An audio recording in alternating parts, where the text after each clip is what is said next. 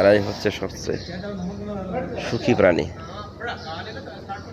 সুদেন খেতে পারলেই এরা শান্তিতে ঘুমায়।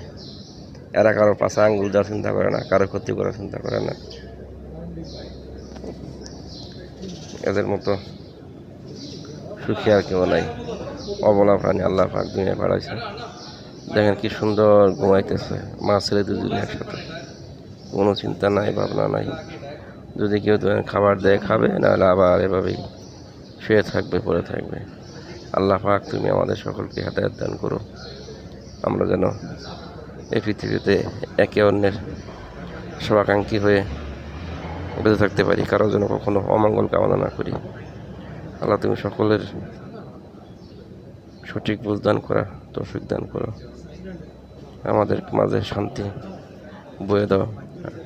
প্রত্যেকটা প্রাণীর জন্য আমরা সুখে শান্তিতে সহবাস করতে পারি। আমিন। আসসালামু আলাইকুম। সবাই ভালো থাকবেন।